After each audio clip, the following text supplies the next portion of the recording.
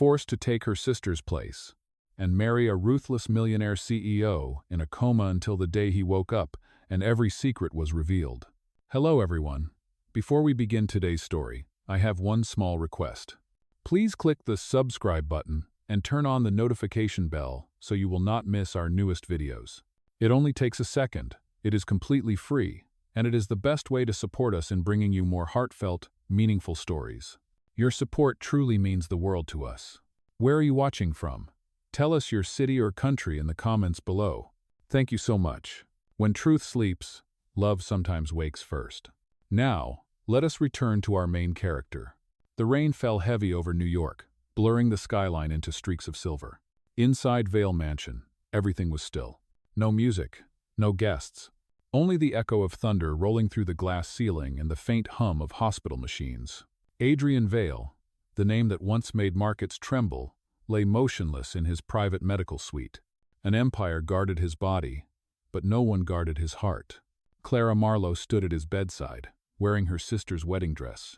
The silk was too bright for her, it swallowed her completely, like a lie that did not fit. She lifted the veil herself. No one watched, no one needed to. The lawyer had left the papers ready. All she had to do was sign. A signature that would turn her from no one into Mrs. Adrian Vale, at least on paper. But she was not there for money or a name. She was there because months ago, the man on that bed had paid for her mother's surgery quietly, through a private foundation. He had done it before he ever knew her, and now he was the one who might never wake. The rain hit the window harder. She whispered, "I owe you a life. The least I can do is carry your name until you can take it back." The pen moved. Ink met paper. The sound was small, but it sealed everything. A woman with trembling hands, a man with no voice. Two souls bound by a secret debt neither had spoken aloud. Outside, lightning cut across the city, throwing white light into the room. For a second, it touched his face pale, still, impossibly human. And something in her chest broke. Not love. Not yet. Just the ache of seeing a man who once ruled the world now ruled by silence. She pressed her palm gently against the edge of the bed. "Sleep," she murmured. "I will keep watch." The storm answered with another flash. The machines continued their rhythm slow, fragile, alive. And somewhere beneath that quiet his finger twitched, as if the soul inside the body had heard her voice through the dark. If you believe love can be born from mercy, and power can learn to feel again, this story is for you. Subscribe to Valen Stories where power learns to love again. The rain stopped by morning, leaving the city washed clean and colorless. Inside Vale Mansion, silence replaced the storm. The house was too large for one voice, too empty for a woman who had never belonged there. Clara Marlowe stood in the grand hallway where portraits of Vale men watched her from the walls. Each frame seemed to whisper that she did not deserve to walk among them. She moved quietly, almost afraid to touch the polished marble. The staff greeted her with polite distance, words clipped, eyes down. To them, she was the temporary Mrs. Vale, a stranger wearing borrowed silk. No one asked why she stayed. No one dared to. Margaret Vale appeared once that morning. Her steps were sharp, her pearls perfectly aligned, her voice soft and cutting. "Breakfast is at 8. My son's condition requires routine," she said. Clara nodded, her hands clasped together. She did not mention that she had already eaten standing up, beside the window, listening to the hum of the machines in Adrian's room. After Margaret left, the house returned to stillness. Clara began to paint in the sunroom, small pieces of light on paper, nothing grand, nothing that could draw attention. When she finished, she carried the painting into Adrian's room. The air inside was cool, filled with the rhythm of life sustained by machines. She placed the painting on the wall near his bed, a sunrise, delicate and imperfect. "You cannot see it," she whispered, "but maybe you can feel it." Every morning she opened the curtains a little wider, letting the light touch his face. Every night she sat near him, reading aloud whatever book her trembling hands could hold. She did not know if he could hear, but she needed to believe that words could travel somewhere beyond skin and silence. Days turned into weeks. The world outside moved on, but inside this quiet mansion time became a slow heartbeat. Clara began to notice details: how his breathing shifted when she spoke, how the machine steadied when her voice softened. She told herself it was coincidence, that she was imagining it. Still, she kept talking. Sometimes she shared memories, her mother's laugh, the smell of wet paint in her old studio, the way her sister Celine used to hum before lying. She talked because the room demanded sound, because silence was heavier than guilt. One afternoon, sunlight spilled across the floor, and for the first time since her arrival, the air felt warm. A breeze moved through the open window, lifting the corner of her sketchbook. Adrian's hand twitched once, faint but real. The monitor jumped, a single pulse stronger than the rest. Clara froze, afraid to breathe. Then she leaned closer, voice trembling. "You heard me, did you not?" There was no answer. Only the steady rhythm of the machines, and the distant sound of wind chimes from the garden. But something inside her shifted a quiet certainty that she was no longer invisible in that house. Maybe the man everyone called Ruthless had felt the warmth she had tried to leave behind. That night, when she turned off the light, she looked back once more at him, at the shadowed face that had begun to mean more than she understood. The sunrise she had painted glowed faintly under the moonlight, and for the first time, she whispered not to the machines, but to him. "Good night, Adrian. I will be here when you wake." Weeks passed, and the rhythm of the mansion fell into a strange pattern. Measured, quiet, almost sacred. Clara Marlowe rose with the dawn, painted in the soft light, and spent each day by Adrian's side. She spoke little, moved gently, and filled the silence with things that once brought comfort: the sound of a page turning, the faint hum of a song her mother used to sing. Yet beneath that peace lingered the ghost of his reputation. Every newspaper article she found about him used the same words: ruthless, calculating, feared. He had built an empire by breaking others. He was not a man who hesitated. And now that same man slept, while the world continued to fear his name. One rainy afternoon, Clara wandered into his study, searching for a blank canvas. The room smelled of leather and ambition, neat stacks of documents, ledgers, photographs from charity events that felt more like conquests. On his desk sat a small black recorder. She pressed play, expecting business meetings or financial notes. What came out was a voice, his voice cold, precise, metallic. "Is greater than. Do not make decisions based on emotion. Emotion is weakness. Win first. Feel later." The tone sent a shiver through her. There was no hesitation, no warmth, only the sound of command. But before she could turn it off, the tape cracked, skipping to another moment, one that did not belong in a boardroom. "Is greater than. I do not remember what kindness sounds like." The voice was slower, quieter, almost human. The machine clicked and fell silent. Clara stood still for a long time, the rain tapping softly against the glass. It was the first time she had heard him sound lost. She replayed that final sentence again and again, until her eyes filled with tears she did not understand. That night, she brought the recorder into his room. The lights were dim. The steady beeping of the monitors filled the silence like a second heartbeat. She set the recorder beside his hand and pressed play. His voice, sharp, commanding, echoed through the room, followed by the softer confession. She sat on the edge of the bed, whispering, "Kindness sounds like forgiveness." Her words hung in the air, fragile and real. The monitor flickered.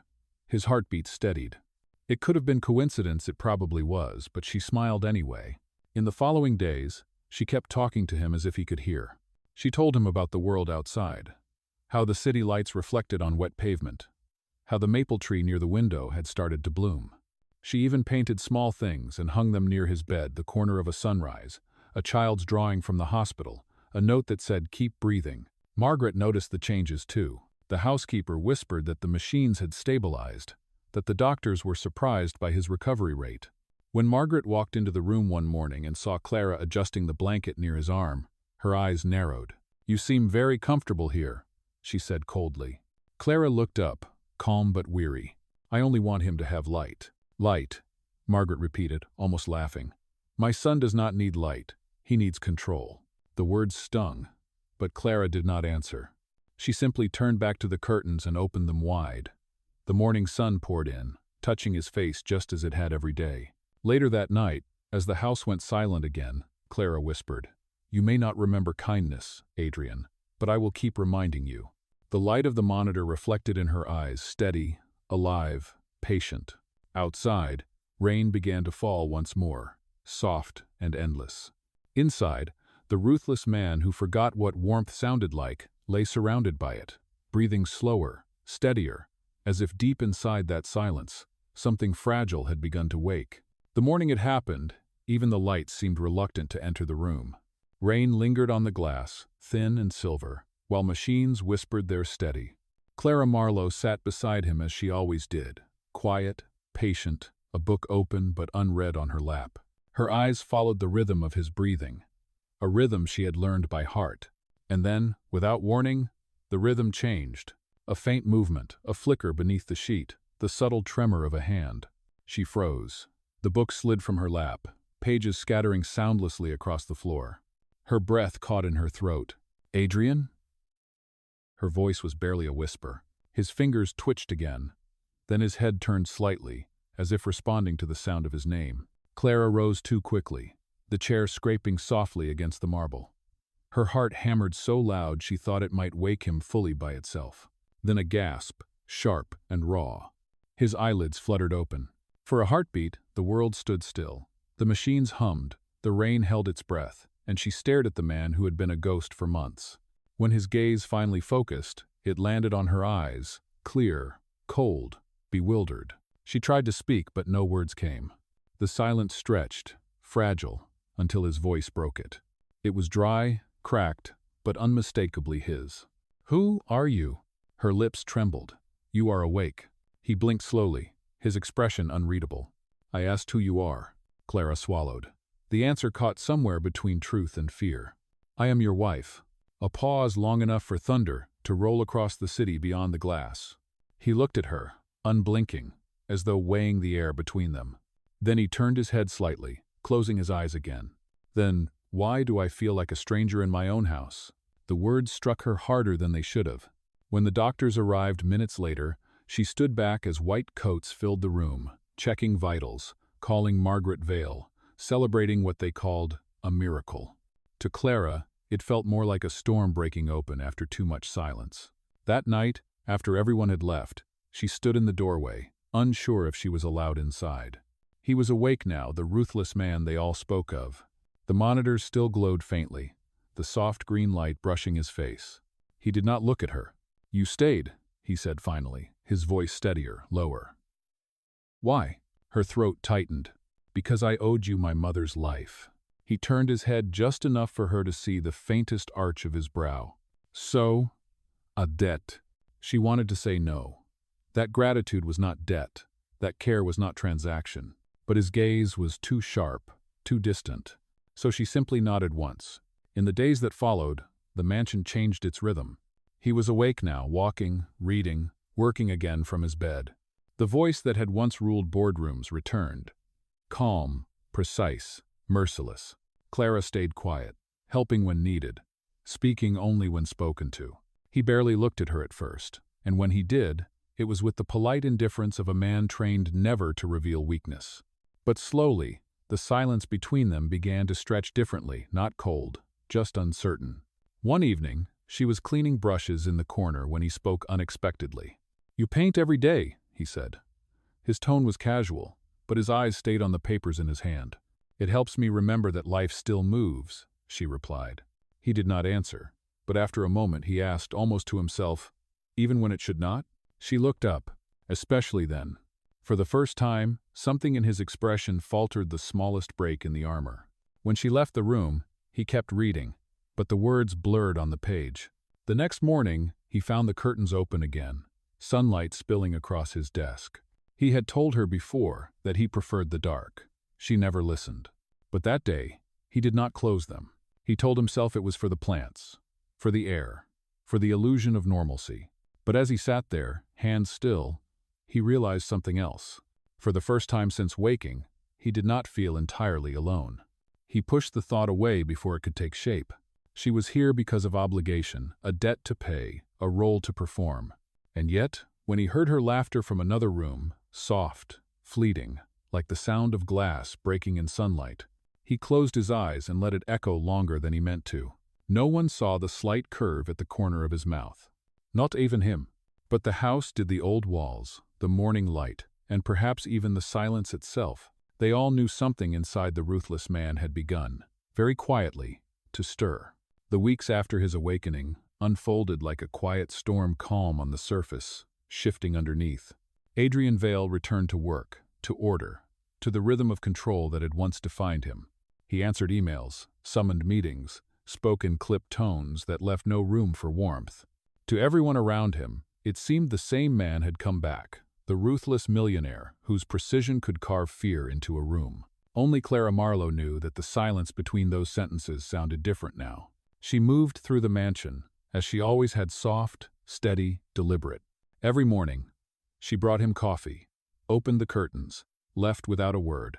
He never thanked her, yet every time she forgot, he noticed.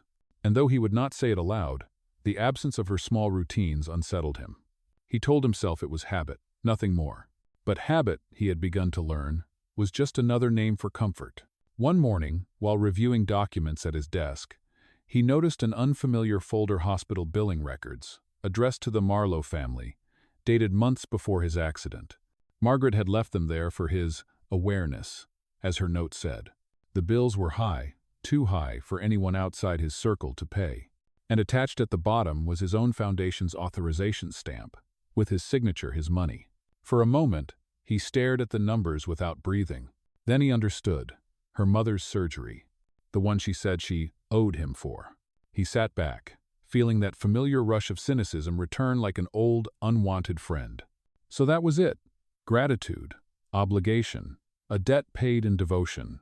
The woman who moved through his house with quiet grace was not an angel of mercy, just another person drawn to the gravity of his wealth. When Clara entered moments later with his coffee, he did not look up. She noticed the papers on his desk, her breath catching just slightly. She understood instantly what he had seen. "I did not know those would reach you," she said quietly. "Of course you did," he replied, his tone like glass. Her fingers tightened around the tray. "I stayed because it was convenient," he interrupted. His eyes met hers, calm, cruel, and too steady to be honest. "I have seen this before, Clara. Kindness performed like duty. Debt disguised as loyalty. It always ends the same way." She wanted to speak, but he had already turned away, the conversation dismissed like a failed negotiation. Still, her voice found a way through the stillness. "You are wrong," she whispered. "I did not stay for what you gave. I stayed because you forgot what it meant to be human." He froze for a fraction of a second, barely visible, then continued reading. When the door closed behind her, the house felt larger, colder. That evening, Margaret entered, her perfume lingering like frost.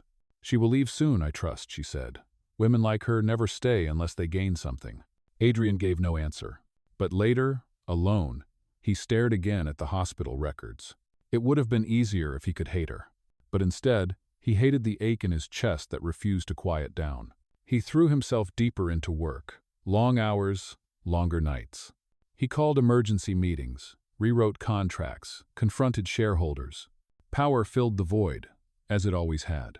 But every victory felt thinner than the last. One night, exhausted, he returned home past midnight. The mansion was dark except for the sunroom. Inside, Clara sat surrounded by unfinished canvases.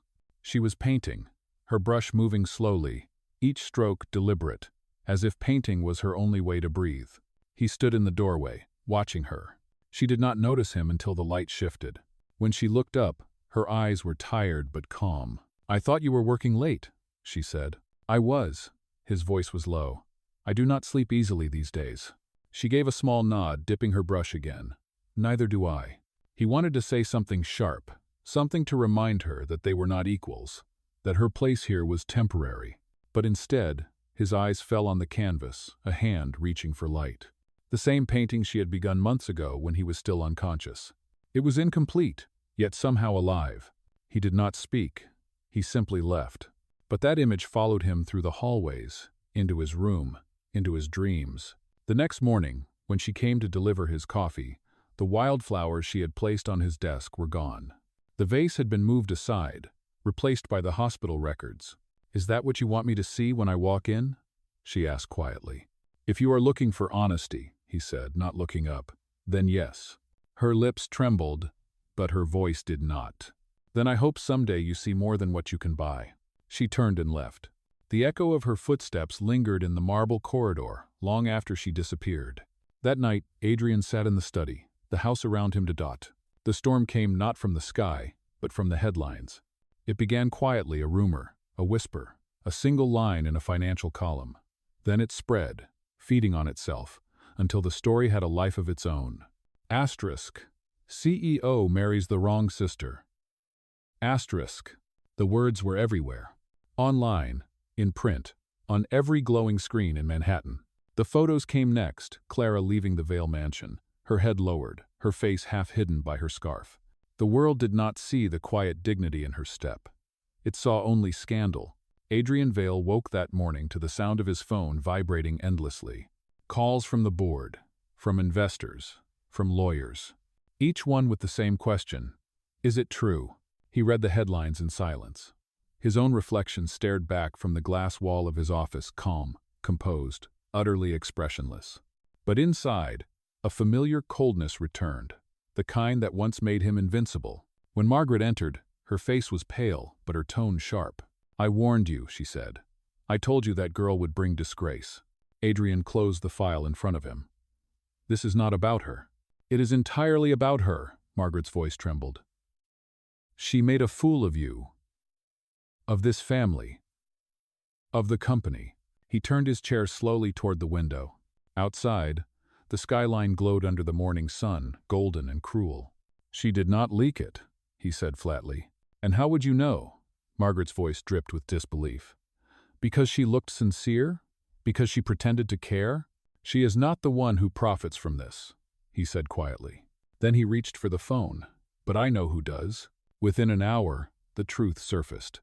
The leak had come from Harlan Boyd, the largest shareholder next to Adrian himself, the man who had waited years for a chance to divide Vale Group from the inside. And now, with the CEO trapped in scandal, his chance had come. But logic did not save reputation. The market moved like wildfire. Shares plummeted. Contracts were withdrawn. The empire shook. By noon, cameras gathered outside the gates of Vale Mansion. Reporters shouted her name.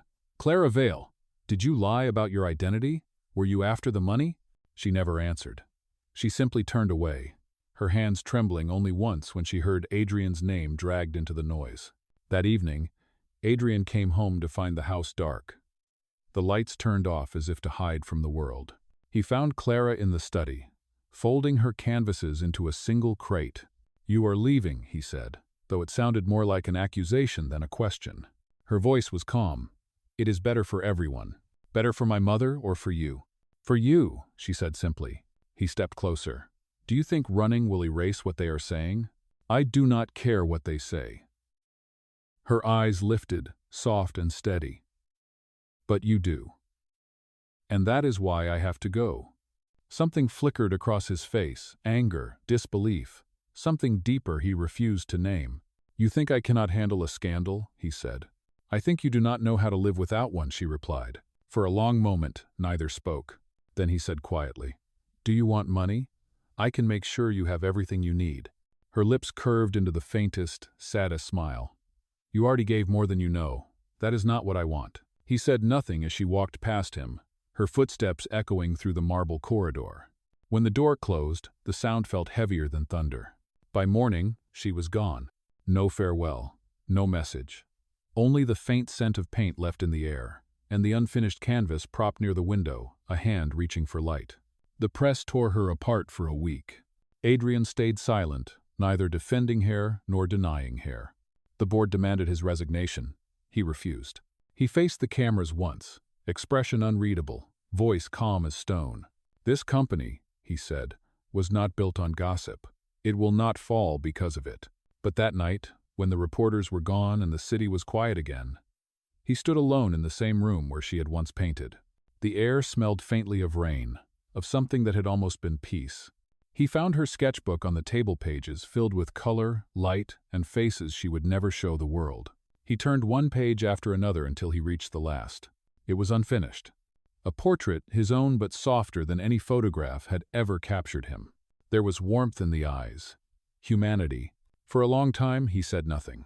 Then he closed the book, exhaling into the stillness. He had everything the world envied: power, control, the ability to silence nations. Yet as the night pressed against the windows, He finally understood the quiet truth she had left behind. That all of it meant nothing if the only sound left in his life was the echo of her leaving. The noise had faded, but silence carried its own kind of weight. Weeks slipped by, and Adrian Vale existed like a shadow of the man he used to be, moving, speaking, working, yet untouched by life. The world outside called it recovery. Inside, it was something closer to punishment. The mansion no longer breathed. Her presence had once softened its edges. Now it felt carved from marble and memory. He told himself it was better this way, clean, quiet, efficient. But every empty hallway seemed to echo her footsteps, faint and familiar, like a rhythm the house could not forget. One night, a letter arrived from his foundation's accounting office. It was routine correspondence, quarterly audits, donation updates, until one line caught his eye. Transaction reference. Anonymous transfer $312,450 deposited into Vale Children's Art Fund. The amount struck him like lightning.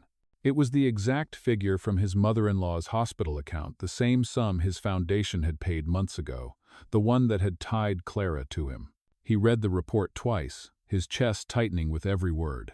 The note beside the entry was simple. Transferred by external donor under the name C. Marlowe. For a long time, he sat perfectly still. Then, quietly, he closed the file and exhaled. She had given it back. Every dollar. No explanations, no announcement. She had erased the only debt that ever bound them, not out of pride, but out of grace.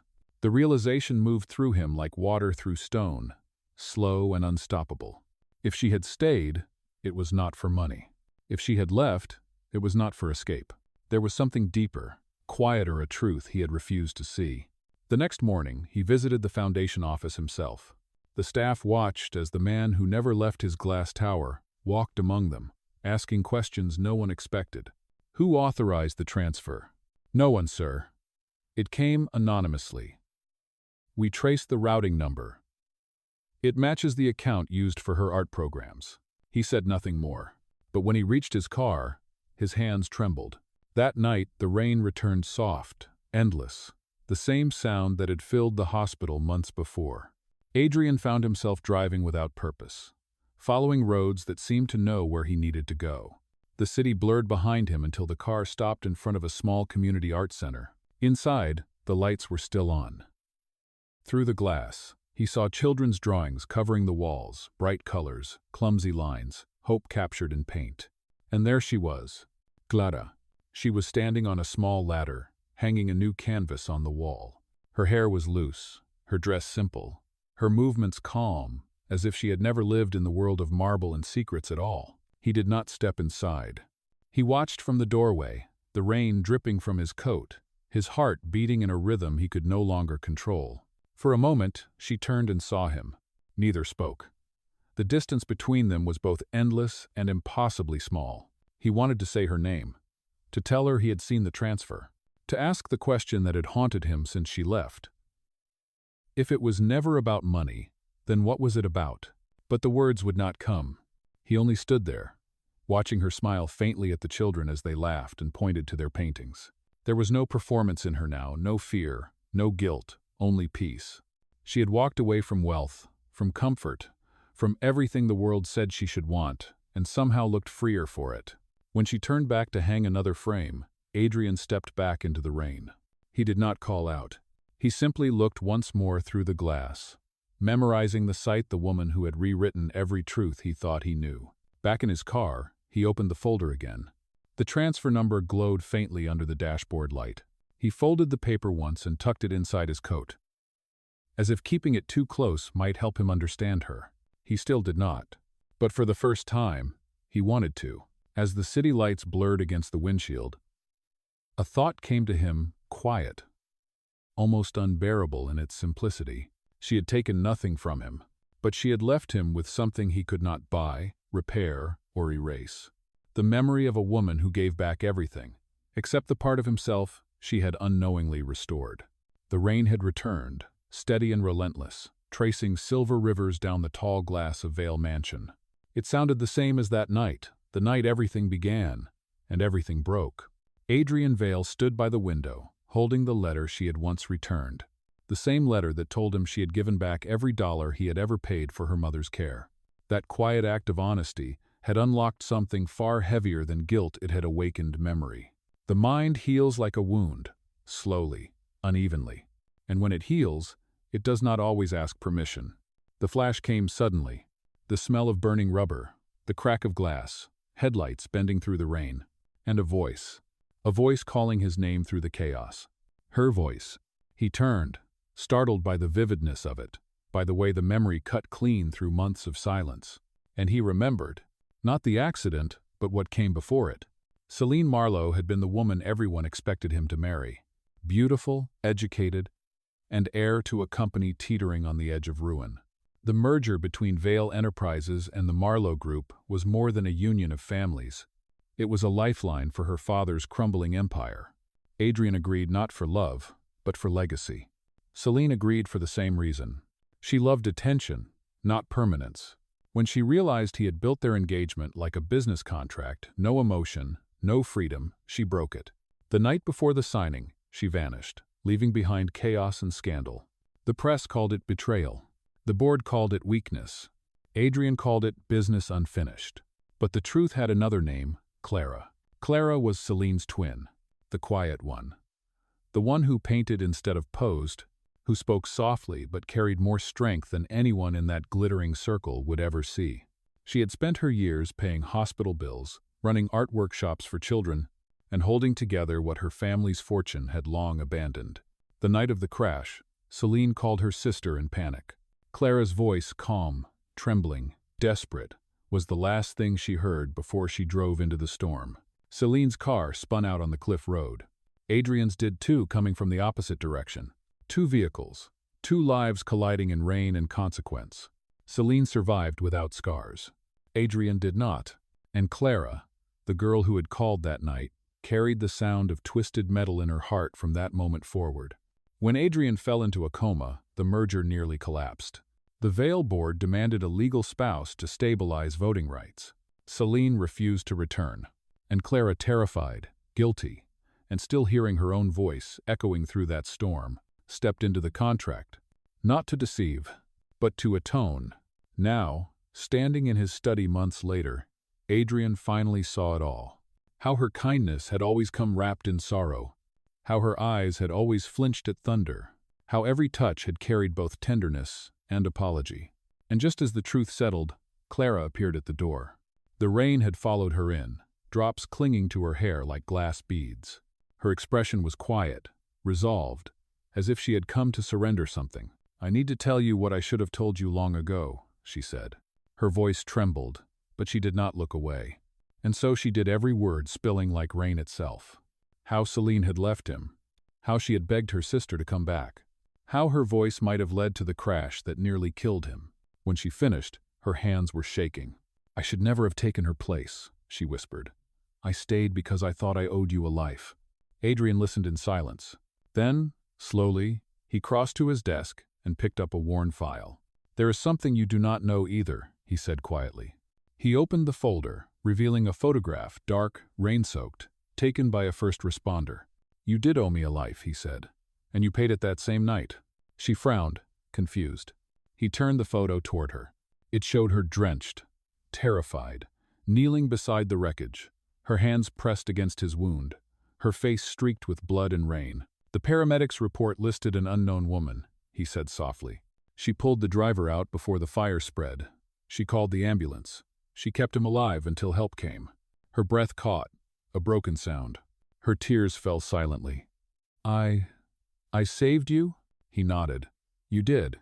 You just never let yourself believe it." The room went quiet again. Only the rain spoke, soft and unrelenting. The truth had changed everything, and nothing. Clara looked at him, and in her eyes he saw something unspoken, the end of guilt and the beginning of forgiveness. He reached for her hand, not to claim, not to comfort, but as if anchoring them both to the same fragile peace that had waited too long to be found. Outside, the rain eased into mist. The storm had passed, but the world it left behind was cleaner, softer, and somehow more alive. For the first time since that night, Adrian Vale did not feel haunted by what had been lost. He felt grateful for what had survived.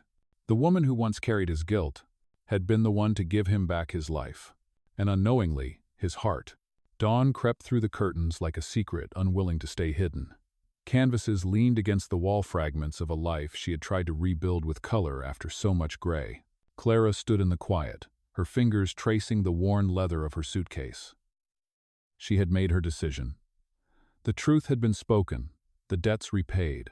What remained between them felt too sacred, too heavy to stay and risk breaking again. Love, she told herself, sometimes meant walking away before it demanded more than one could give. Adrian found her like that in the morning light, haloed in gold and sorrow. He did not call her name. He simply watched. And for a moment, it was enough. But then, as she reached for the door, something inside him broke free from the restraint he had built his life upon. He crossed the room, the floorboards catching his breath. His hand brushed her wrist, not to stop her, but to ask. She turned, eyes wide, trembling. He said nothing, neither did she. The silence between them pulsed, fragile but alive, like a second heartbeat. In her gaze he saw the same ache, the same recognition, the same pull he had spent months denying. Then she exhaled a single breath that dissolved the space between them. He reached for her, and the world seemed to tilt. Their lips met not softly, not shyly, but with the force of everything unsaid: regret, forgiveness, love that had waited too long. The rain began again outside, gentle and endless, washing the world clean. And for the first time, neither of them moved away.